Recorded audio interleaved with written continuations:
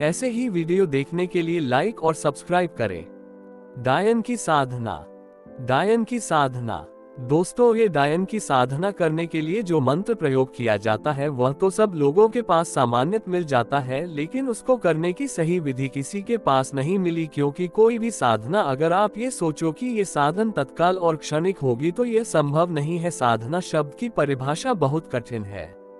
किसी कार्य के निमित्त संसार के सभी कार्यों को छोड़ देना साधना कहलाता है।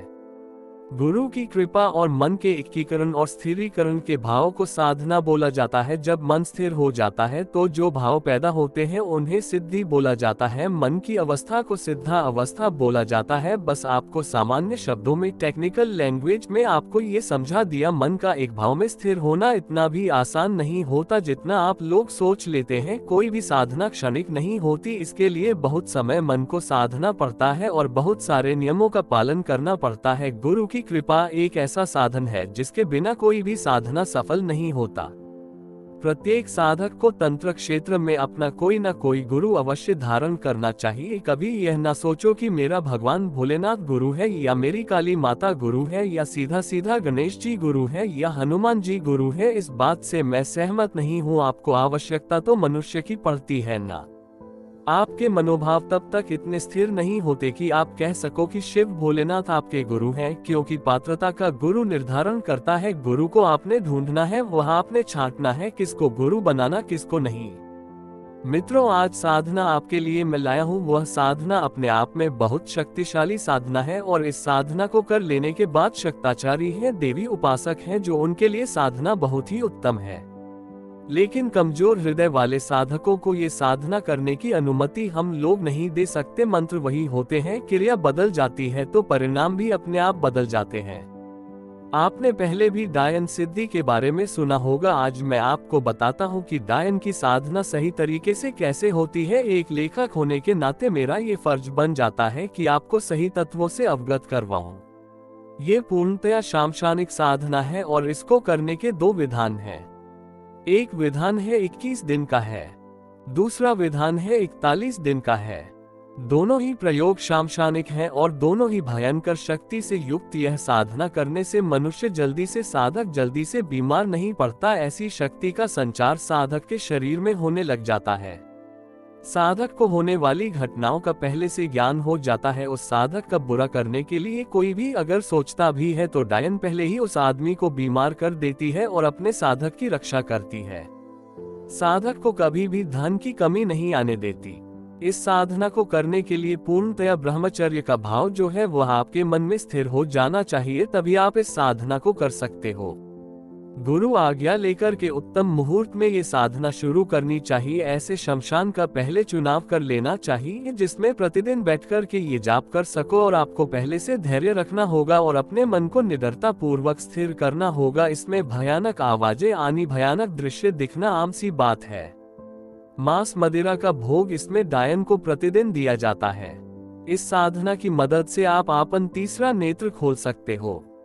इस साधना से वाक सिद्धि प्राप्त होती है। काले रंग के कंबल का आसन लगाकर बैठकर जाप करें। ये साधना साधक को निर्वस्त्र होकर के करनी होती है। बकरे से चर्बी से प्राप्त तेल जो होता है, चार मुंह वाला दिया मिट्टी से बना हुआ, वह लगाना पड़ता है।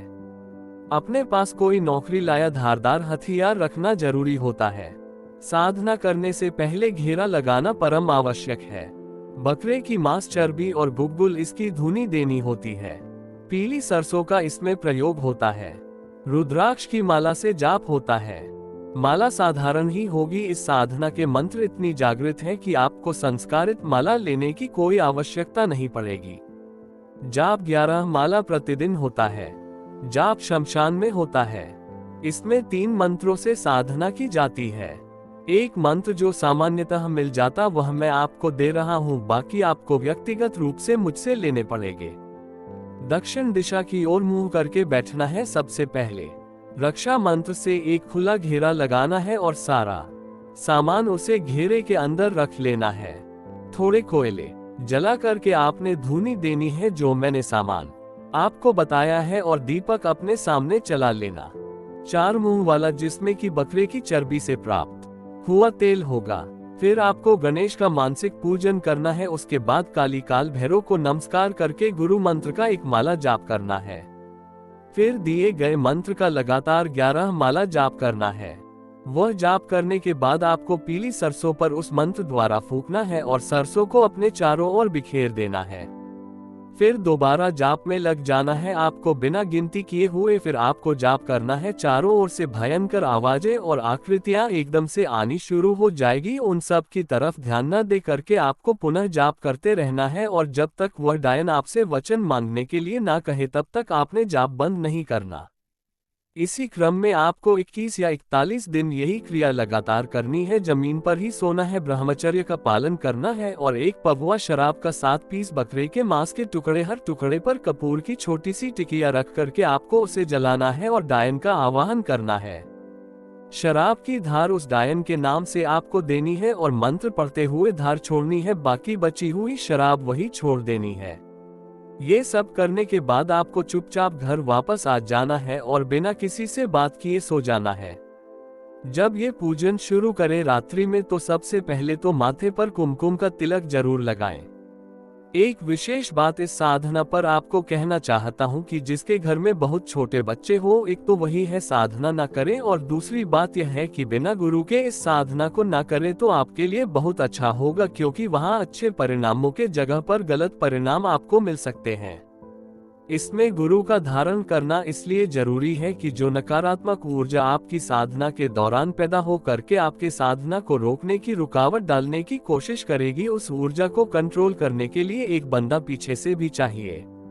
इसका एक फायदा यह है, इस साधना को करने के बाद आप किसी भी तंत्र मंत्र को जब आप जागृत करोगे तो वह आसानी से हो जाएगा। जिनको साधना में सिद्धि मिलने का संदेह रहता है उनके लिए ये साधना बहुत अच्छी है।